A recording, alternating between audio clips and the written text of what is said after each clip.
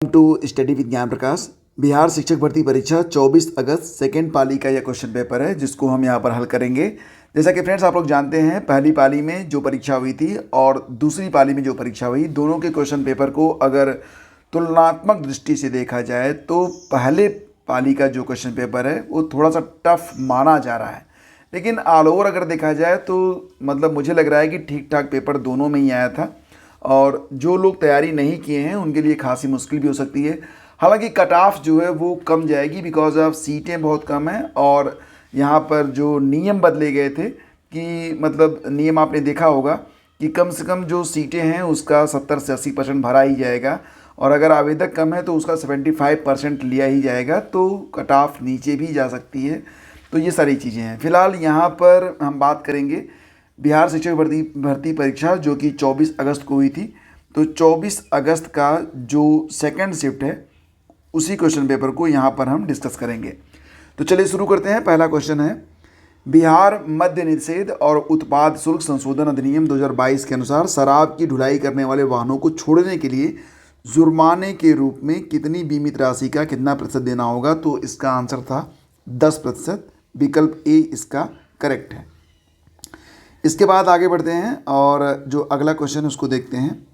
Airbus एवं Boeing से मुकाबले के लिए किस देश ने C919 यात्री विमान बनाया है? तो दोस्तों इसका आंसर था ऑप्शन बी यानी कि चाइना। कृति राज सिंह किस खेल से संबंधित है? अब देखो ऐसे प्रश्न जो कि वाकई घुमा देते हैं, तो चलो कुछ ऐसे प्रश्नों को भी हम लोग करते हैं डिस्कस। कृति राज सिंह ये किस खेल से संबंधित है फ्रेंड्स? तो इसका आंसर हो जाएगा जी हाँ, भारोत्तोलन। ऑप्शन सी करेक्ट है। अगला क्वेश्चन देखते हैं। अगला क्वेश्चन था यहाँ पर कि बिहार उद्योग विभाग द्वारा जारी औद्योगिक विकास रैंकिंग 2022 में किस जिले ने सर्वोच्च स्थान हासिल किया है? तो फ्रेंड्स इसका आंसर है ऑप्शन सी यानी कि सिवान ने। ठीक है, फिर आपका अगला क्वेश्चन जो है उसको देखते हैं। तो प्रश्न है कि मौलिक अधिकारों को लागू करने के लिए न्यायालय निम्नलिखित में से किसे जो है जारी कर सकता है? तो मौलिक अधिकारों के लिए न्यायालय क्या जारी करता है ये आपको पता ही है, ये रिट जारी की जाती है यानी कि ऑप्शन बी करेक्ट है। फिर है, कौन सा बांध महानदी पर स्थित है? अच्छा प्रश्न है ये, कौन सा बांध महानदी पर स्थित है? तो फ्रेंड्स ये है हीराकुड बांध यानी कि ऑप्शन सी। अगला क्वेश्चन देखते हैं। प्रश्न पूछा गया था कि अलक्सा मस्जिद जो हाल ही में खबरों में थी किस शहर में स्थित है? तो फ्रेंड्स अलक्सा मस्जिद जो है ये स्थित है जेरूसलम में यानी कि विकल्प इसका बी करेक्ट है। निम्नलिखित में कौन सा देश नाटो का सदस्य है? तो नाटो का सदस्य डेनमार्क भी है, कनाडा भी है, तो सही जवाब बनेगा ऑप्शन डी यानी कि एक से अधिक। एक पृथ्वी एक परिवार एक भविष्य, ये कथन किसके लिए संबद्ध है? तो G20 से। G20 की अध्यक्षता 2023 में भारत ही कर रहा है, तो ये आपको याद होना चाहिए। अगला क्वेश्चन है कि क्वाड के संबंध में कौन सा कथन सही है? तो फ्रेंड्स यहाँ पर क्वाड के बारे में बात हो रही है। तो देखो यहाँ पर 5 विकल्प होते हैं, ठीक है, तो उसको ध्यान में रखना। तो फ्रेंड्स यहाँ पर देखेंगे क्वाड के संबंध में कौन सा विकल्प यहाँ पर सही है। तो एक से अधिक विकल्प यहाँ पर सही हैं क्योंकि 4 देश आप जानते ही हैं कि इसमें इंडिया, USA, ऑस्ट्रेलिया और जापान शामिल हैं, तो इनकी उत्पत्ति ये सही जवाब है। और फिलहाल यहाँ पर सभी विकल्प सही हैं, तो ऑप्शन डी इसका आंसर है। कौटिल्य किस स्थान में राजनीति विज्ञान और अर्थशास्त्र के प्राध्यापक थे? तो तक्षशिला जो कि अब अफगानिस्तान में है। नेक्स्ट क्वेश्चन देखते हैं। बिहार में 1781 के विद्रोह के बारे में कौन सा कथन सही है? 1781 में जो विद्रोह हुआ था उसके बारे में कौन सा कथन यहाँ पर सही है? तो एक से अधिक कथन सही है क्योंकि एक किसानों द्वारा किया गया विद्रोह था और जमींदारों ने भी इसमें समर्थन किया था, यानी कि किसान और जमींदार दोनों ही इसमें विद्रोह किए थे और अंग्रेज इस विद्रोह को आसानी से कुचलने में सफल भी रहे थे, तो विकल्प डी यहाँ पर करेक्ट है। भारत ने किस देश के साथ मिलकर net zero innovation virtual centre बनाने की घोषणा की है? अच्छा प्रश्न है ये। ऐसे प्रश्न ही पूछे जा रहे हैं जो बहुत ही चर्चित प्रश्न होते हैं, उनको तो अब मैं देख रहा हूँ एग्जाम में रखे भी नहीं जा रहे हैं। तो करंट अफेयर ठीक से पढ़िए आप लोग, नहीं तो मुश्किल हो जाएगी। 13 का बी देखिए, इसका आंसर है 13 का बी। अगला क्वेश्चन देखिए, जलवायु परिवर्तन वाले जो प्रश्न है ना उस पर विशेष रूप से फोकस करिए आप लोग। भारत की नव उद्घाटित संसद में सांसदों के लिए कुल सीटें 1272 हैं, या तो ये आपने पढ़ा होगा। भारत सरकार ने किसान बीमा दावों के लिए कौन सा ऑनलाइन प्लेटफॉर्म स्टार्ट किया है? तो डिजी क्लेम प्लेटफॉर्म, ये विकल्प ए इसका करेक्ट है। नेक्स्ट है आपका कि नासा ने मून टू मार्स प्रोग्राम के प्रमुख के रूप में किसे नियुक्त किया है? तो अमित छत्री को नियुक्त किया है। अभी हाल ही में करंट अफेयर में पूछा गया प्रश्न है। फिर आगे बढ़ते हैं। अगला क्वेश्चन है कि भारत में 1952 की राष्ट्रीय वन नीति में उल्लिखित देश के कुल भौगोलिक क्षेत्र में वन क्षेत्र का वांछित प्रतिशत कितना होना चाहिए? तो ये बहुत ही आसान प्रश्न है। इसका उत्तर था ऑप्शन बी 33%। कौन सा स्थानांतरी कृषि का स्थानीय नाम है? तो पोंदू और दहिया दोनों ही हैं, तो सही जवाब बनेगा ऑप्शन डी।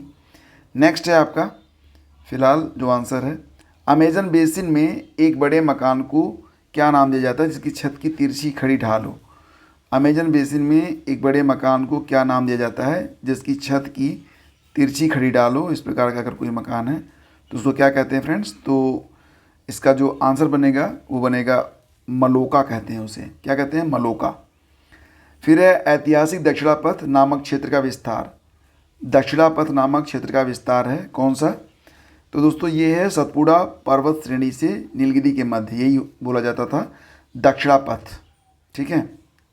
फिर अगला क्वेश्चन होगा, अरब सागर और बंगाल की खाड़ी के अपवाह तंत्र के बीच मुख्य जल विभाजक कौन सा है? किसके किसके बीच? अरब सागर और बंगाल की खाड़ी के अपवाह तंत्र के बीच मुख्य जल विभाजक। तो दोस्तों इसका आंसर है option B, Delhi ridge, Aravalli पर्वत श्रेणी, सह्याद्री और अमरकंटक की पहाड़ियाँ। फिर अगला क्वेश्चन था कि शीतकाल में उत्तर पश्चिम भारत में सक्रिय रहने वाले पश्चिमी विक्षोभ का जो उत्पत्ति स्थल है वो क्या है? मतलब शीतकाल में उत्तर पश्चिम भारत में सक्रिय रहने वाले पश्चिमी विक्षोभ का जो उत्पत्ति स्थल है वो क्या है? तो ये है पश्चिमी एशिया का भूमध्य सागरीय तटीय क्षेत्र। ठीक है। ये सब टॉपिक के रूप में याद रखना और अगले एग्ज़ाम से पहले इनको अच्छे से पढ़ना, क्योंकि आजकल प्रश्न जो हैं बहुत ही टफ पूछे जा रहे हैं। जीटीटी वार्ता के अनुसार भारत में एम प्रकार की जलवायु का क्षेत्र कौन सा है? तो पश्चिमी घाट। नेक्स्ट है, उत्तरी भारत में शीतकाल में उपजाई जाने वाली चावल की फसलों के स्थानीय नाम। तो उत्तरी भारत में शीतकाल में उपजाई जाने वाली जो चावल की स्थानीय फसलों के स्थानीय नाम है वो क्या है? तो दोस्तों ये एक से अधिक, इसमें ऑप्शन डी करेक्ट है। नेक्स्ट देखते हैं। प्रश्न पूछा गया था कि कौन सी मध्यवर्ती गंगा के मैदानी कृषि जलवायु प्रदेश की विशेषता नहीं है? तो मध्यवर्ती गंगा के मैदानी कृषि जलवायु प्रदेश की विशेषता कौन सी नहीं है? तो यहाँ प्रतिवर्ष 100 सेंटीमीटर से अधिक वर्षा होती है, 2 से अधिक राज्यों का विस्तार है, गंगा और इसकी सहायक नदियों, ये सब यहाँ पर सही है, इसलिए सही जवाब बनेगा ऑप्शन डी। ठीक है। 26वां क्वेश्चन था कि शीत कटिबंध में कौन सा आता है? शीत कटिबंध में कौन सा आएगा? तो दोस्तों यहाँ पर जो आंसर बन रहा है वो क्या बन रहा है उसको देख लेते हैं। 26 का डी सही होगा। क्यों? क्योंकि शीत कटिबंध में यहाँ पर एक से अधिक विकल्प जो हैं वो सही हो रहे हैं। फिर अगला क्वेश्चन है, सतलुज और काली नदियों के बीच स्थित हिमालय के भाग को किस नाम से जाना जाता है? कहाँ कहाँ पर सतलुज और काली नदियों के बीच जो हिमालय का भाग स्थित है वो किस नाम से जाना जाता है फ्रेंड्स? तो इसका जवाब है कुमायूं हिमालय। 26वां देखिए, अच्छा ये तो हो गया था। 28 देखते हैं, कौन सा कथन सही है? अब यहाँ पर 5 कथन दिए गए हैं, इसमें कौन सा कथन सही है? तो फिलहाल 2011 की जनगणना के अनुसार सिक्किम की जनसंख्या 6 लाख है, यही कथन यहाँ पर सही है। तो ऑप्शन सी को आपको आंसर करना था। नेक्स्ट क्वेश्चन आपका ये था कि किस वर्ष बिहार प्रांतीय किसान सभा का गठन किया गया? बिहार प्रांतीय किसान सभा का गठन किस वर्ष किया गया था? तो फ्रेंड्स इसका आंसर हो जाएगा 1929 में, विकल्प ए। कौन सा विद्रोह आंदोलन लंबी दाढ़ी रखने पर कर लगाए जाने के कारण हुआ था? तो इसमें से कोई भी नहीं। नेक्स्ट है, किस षड्यंत्र के मामले में 3 अंग्रेजों को साजिश करने के लिए कारागार में अवरुद्ध किया गया था? तो ये मामला था मेरठ वाला, मेरठ षड्यंत्र मामला। फिर अगला क्वेश्चन था कि पूना पैक्ट का उद्देश्य क्या था? ये आप जानते ही हैं, दलित वर्ग का राजनीतिक प्रतिनिधित्व, यही इसका मतलब था। और प्रथम अखिल भारतीय कांग्रेस समाजवादी सम्मेलन कहाँ पर हुआ था? तो दोस्तों ये 1934 में हुआ था। कहाँ पर हुआ था? तो पटना में हुआ था, विकल्प सी यहाँ पर सही है। तो ये हुआ था कि प्रथम अखिल भारतीय कांग्रेस समाजवादी सम्मेलन कहाँ पर हुआ था, तो ये प्रश्न पूछा जा रहा है। तो इसका जो आंसर है समाजवादी सम्मेलन 1934 में हुआ था। कहाँ पर हुआ था? पटना में हुआ था। तो विकल्प सी इसका यहाँ पर करेक्ट होगा। नेक्स्ट है biography of Kunwar Singh and Amar Singh के लेखक कौन है? तो फ्रेंड्स इसका जो आंसर है वो क्या बन रहा है? 36 का डी बन रहा है। ठीक है, सॉरी 36 का नंबर 34 नंबर है ये ना क्वेश्चन। ये इसका आंसर है काली किंकर दत्त। ठीक है, काली किंकर दत्त ने लिखा था biography of Kunwar Singh and Amar Singh. तो विकल्प इसका बी करेक्ट है। अगला क्वेश्चन क्या पूछा गया था कि सुभाष चंद्र बोस भारतीय राष्ट्रीय कांग्रेस के त्रिपुरी अधिवेशन में किसको हराकर अध्यक्ष बने थे? ये प्रश्न बहुधा आता है, तो इसको अच्छे से पढ़ लेना। इसका जवाब है Pattabhi Sitaramayya. Doctor B R Ambedkar के विषय में क्या सत्य है? डॉक्टर बी आर अम्बेडकर के विषय में क्या सत्य है?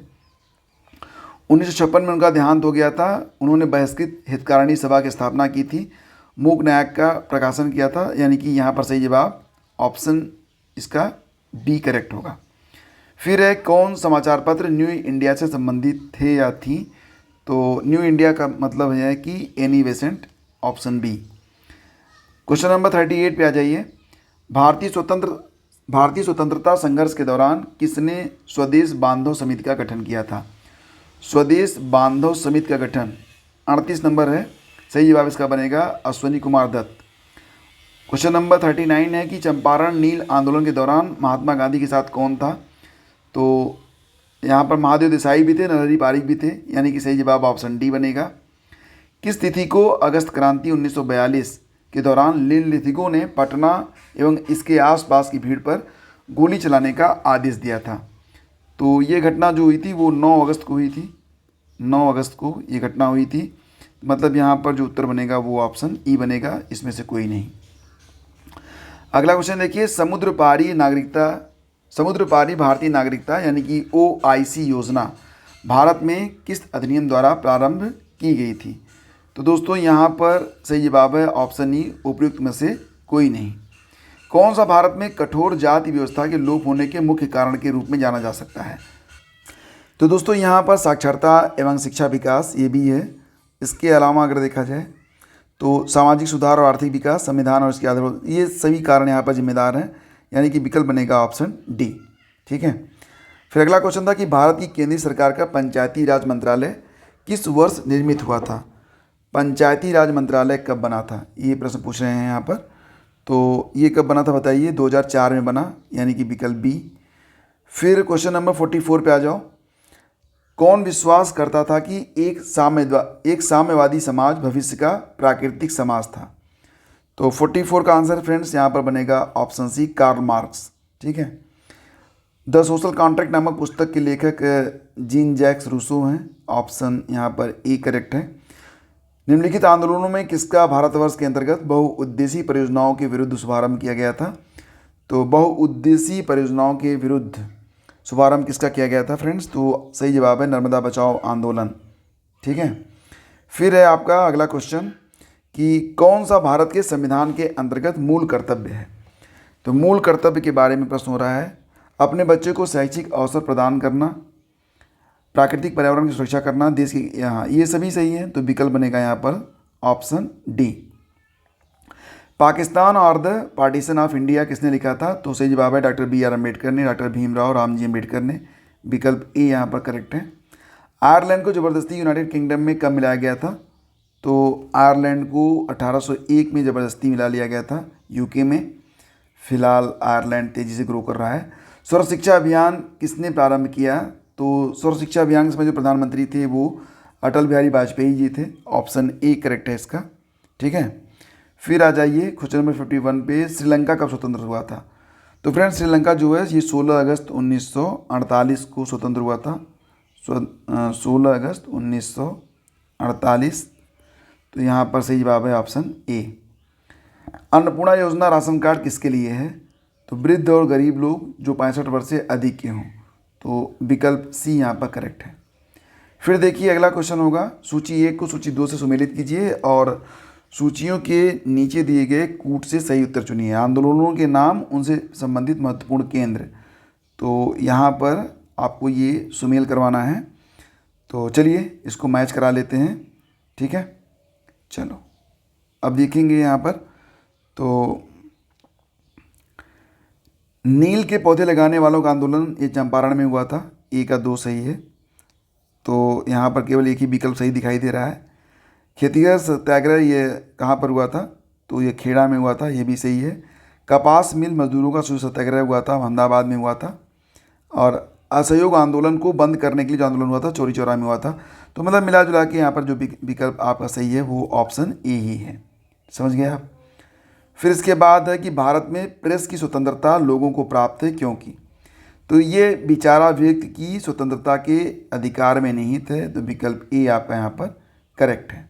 कौन सा विकल्प सही है, विकल्प ए यहाँ पर करेक्ट है। नेक्स्ट देखिए, सूची 1 को सूची 2 से सुमेलित करना है। क्वेश्चन नंबर 55 पे आ जाइए और उसके बाद यहाँ पर इसको मैच करा देना है। कुछ प्रांतों में संसाधनों की उपलब्धता, संबंधित प्रांत के नाम। तो देख लेते हैं कौन सा मैच होता है यहाँ पर।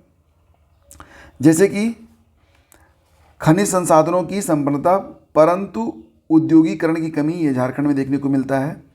जल संसाधनों की संपन्नता परंतु आधारभूत संरचना के विकास की कमी है अरुणाचल प्रदेश में। सौर और वायु ऊर्जा की संपन्नता परंतु जल संसाधनों की कमी राजस्थान में। खनिज संसाधनों की संपन्नता परंतु परिवहन और संचार के साधनों की कमी लद्दाख में। तो सही जवाब बन रहा है ऑप्शन ए। क्या बन रहा है, ऑप्शन ए।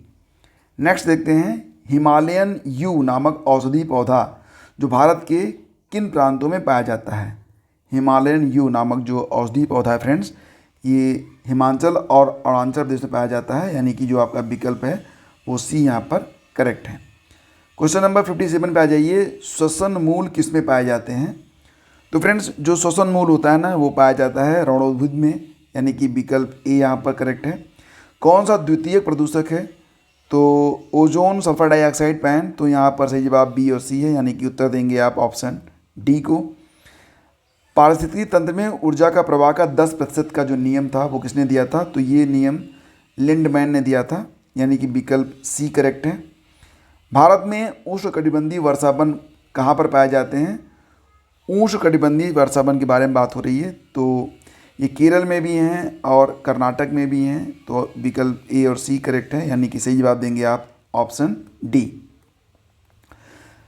भारत में मीथेन का जो मुख्य स्रोत है वो धान का खेत होता है, यहाँ पर जो विकल्प है उसके मुताबिक, यानी कि विकल्प ए सही है। वायुमंडल की किस परत का तापमान सबसे कम होता है। तो दोस्तों यहाँ पर जो वायुमंडल है सबसे कम जो तापमान होगा वो मध्यमंडल का होता है। इसको रट लेना क्योंकि वायुमंडल से प्रश्न बहुधा पूछे जाते हैं, इसको अच्छे से पता होना चाहिए आपको। क्रमिक पोषी स्तर में विषाक्त पदार्थों की सांद्रता में वृद्धि को क्या कहा जाता है। क्रमिक पोषी स्तर में विषाक्त पदार्थों की सांद्रता में वृद्धि को क्या कहा जाता है। तो फ्रेंड्स इसे कहते हैं जैव आवर्धन, ऑप्शन बी। फिर होगा कौन सा या कौन सी शुष्क तारंभी अनुक्रमण में अग्रगामी प्रजाति के रूप में कार्य करता है। तो क्वेश्चन नंबर 64 का सही जवाब बनेगा लाइकेन, ऑप्शन सी करेक्ट है। फिर देखेंगे अगर आप तो क्वेश्चन नंबर 65 है कि रामसर सम्मेलन किसके संरक्षण से जुड़ा हुआ है। तो आपको पता ही होगा ये आर्द्रभूमि वेटलैंड से जुड़ा हुआ है। इटाई रोग किसी कारण होता है बताओ, तो ये कैडमियम, ठीक है। और कौन सा स्वस्थाने इन सीटू संरक्षण के अधीन शामिल नहीं होता है। तो वन्यजीव अभयारण्य और राष्ट्रीय उद्यान दोनों शामिल होते हैं, वनस्पति विज्ञान शामिल नहीं होता है, वनस्पति उद्यान इसमें शामिल नहीं होते हैं। सही जवाब बनेगा आपका ऑप्शन सी। पारिस्थितिकी तंत्र में वाई आकार का ऊर्जा प्रवाह मॉडल किसके द्वारा दिया गया। तो दोस्तों यहाँ पर जो आंसर है वो ऑप्शन सी बनेगा, ओडम ने दिया है। ये किसने दिया है, ओडम ने।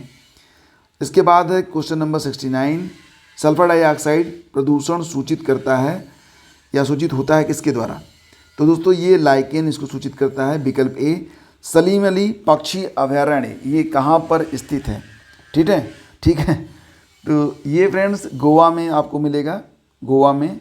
तो यहाँ पर तो विकल्प में गोवा है नहीं, तो फिलहाल हम आंसर कर लेंगे आंसर ई। नेक्स्ट होगा आपका IUCN का मुख्यालय कहाँ पर है। तो ये स्विट्जरलैंड में है, ऑप्शन सी। एक पोषी स्तर से दूसरे पोषी स्तर में कितनी ऊर्जा अवशोषित होती है। सही जवाब इसका ऑप्शन बी है, यानी कि 10%। फिर अगला क्वेश्चन देख लेते हैं। प्रश्न होगा कि नीचे दी गई श्रृंखला। अब देखो यहाँ पर मैथ के प्रश्न हैं और जो मैथ के प्रश्न हैं वो व्याख्या की डिमांड करेंगे, तो मैथ के प्रश्नों को हम लोग स्किप कर देते हैं, आगे बढ़ेंगे। हाल नीचे कुछ साइंस के प्रश्न हैं, उसको देख लेते हैं। मैथ के प्रश्नों के लिए एक अलग वीडियो आएगा, उसमें पूरा डिटेल रहेगा और प्रश्नों को हल भी किया जाएगा, तो उसको आप लोग देखिए। काफ़ी प्रश्न यहाँ पर मैथ से हैं और मैथ का प्रश्न इतना आसान भी नहीं था। हाँ, कुछ प्रश्न इसमें आसान थे, ठीक है, तो उसको आप आराम से हल कर पाएंगे। फिलहाल क्वेश्चन नंबर 105 से स्टार्ट करते हैं। B12 का रासायनिक नाम क्या होता है? ये कोबाल्मिन होता है, आपको पता ही है। ऑप्शन बी करेक्ट होगा। कौन सा अम्ल क्षार का संकेतक है? कौन सा अम्ल क्षार का संकेतक? ये हल्दी होता है, ठीक है। जब मृदा अति क्षारीय हो तथा उसमें पौधे पौधा नहीं होते हैं, तब मृदा की गुणवत्ता में सुधार के लिए क्या मिलाना चाहिए? तो दोस्तों यहाँ पर आप क्या मिलाओगे बताओ? आप मिला दोगे कार्बनिक पदार्थ, यानी कि विकल्प इसका सही होगा सी। फ़ारेनहाइट पैमाने पर परम शून्य का मान कितना होता है? तो ये -459.4 डिग्री फ़ारेनहाइट होता है, यानी कि विकल्प ए यहाँ पर करेक्ट है। 109 पे आते हैं। प्रकाश तरंगे किस प्रकार की तरंगे हैं? तो विद्युत चुंबकीय भी मानी जाती हैं, अनुदैर्ध्य भी मानी जाती हैं, तो इसमें सही जवाब है ऑप्शन डी, ठीक है। प्रबल अम्ल और दुर्बल क्षारक से बने लवण का पीएच मान क्या होगा? तो प्रबल अम्ल और दुर्बल क्षारक से जो अम्ल बनेगा लवण, उसका जो पीएच मान होगा वो क्या होगा? तो ये 7 से कम रहेगा, ठीक है। 1 गीगाबाइट आपको पता ही है, गीगाबाइट मतलब 1 GB में कितने MB होते हैं? आपको पता ही है 10 से 24 MB। ये सोडियम हाइड्रोक्साइड और हाइड्रोक्लोरिक अम्ल की अपक्रिया से सोडियम क्लोराइड और जल बनते हैं, ये कौन सी अपक्रिया है? तो 112 का सही जवाब ऑप्शन सी बनेगा। इसको कहेंगे न्यूट्रलाइजेशन, दैट इज उदासीनीकरण। फिर है कि ऊर्जा उत्पादन के लिए कोशिका प्रायः किसका उपयोग करती है? तो दोस्तों ऊर्जा उत्पादन के लिए कोशिका जो है वो ग्लूकोज का उपयोग करती है, यानी कि इस क्वेश्चन का ऑप्शन बी करेक्ट होगा। पीयूष ग्रंथि का कार्य क्या होता है? पीयूष ग्रंथि का कार्य क्या होता है? शरीर में चीनी और नमक के स्तर को नियंत्रित करना, सभी अंगों में वृद्धि को प्रोत्साहित करना, पुरुषों में यौन अंगों। ये ए और बी करेक्ट ही माने जाएंगे, तो ऑप्शन डी इसका आंसर आप मान सकते हैं, मान कह सकते हैं, डी ही रहेगा आंसर इसका। नेक्स्ट है मस्तिष्क के कौन से भाग रक्तचाप को नियंत्रित करते हैं? तो पोन्स, मेडुला और सेरिबेलम, यानी कि विकल्प ए यहाँ पर सही है। भू स्थिर उपग्रह घूमता है। जो भू स्थिर उपग्रह होता है वो एक निश्चित ऊंचाई पर घूमता है, इसीलिए तो उसे कहते हैं, ठीक है। इसके बाद फिर अगला क्वेश्चन देखते हैं। क्वेश्चन नंबर 117 है कि प्रिज्म द्वारा सफ़ेद प्रकाश के परिप्रेक्षण में कौन सा रंग अधिकतम विचलित होता है? तो जो बैगनी होता है ये मैक्सिमम होता है और जो लाल होता है ये मिनिमम विचलित होता है, तो ये दोनों याद रखना इम्पोर्टेंट है। मेघ गर्जन के समय क्या सुरक्षित है? खुली जगह में बिल्कुल नहीं खड़ा रहना है, छोटे पेड़ के नीचे बिल्कुल आश्रय नहीं लेना है, खुली छतरी लेकर कहा भैया, मतलब ऊपरी से कोई नहीं। जब बादल गर रहे हों तो सबसे सुरक्षित होता है कि घर में आइए और दीवार से दूर मध्य कमरे में बैठिए। स्वतंत्र रूप से पृथ्वी की ओर गिरते हुए निकाय में जो कुल ऊर्जा रहती है वो बढ़ती जाती है, क्योंकि इसमें काइनेटिक एनर्जी जो होती है, ठीक है, वो बढ़ती रहती है। वी बदल रहा है, वी बढ़ रहा है, तो एनर्जी भी बढ़ेगी। नेत्रदान में दाता की आँख के किस हिस्से को प्रतिरूपित किया जाता है? तो कार्निया ये प्रतिरूपित होता है। तो फ्रेंड्स ये कुल मिला के 120 प्रश्न हैं, इसमें से मैथ के प्रश्नों को हटा दिया जाए, बाकी प्रश्न यहाँ पर आपके सामने हैं।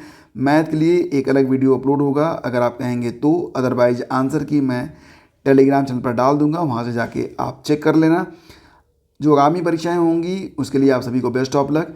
कट ऑफ ज़्यादा नहीं जाएगी, जितने भी आप करके आ रहे हैं बिल्कुल अपना हौसला बुलंद रखो, सिलेक्शन आपका हो जाएगा। Thank you so much, have a great day, जय हिंद।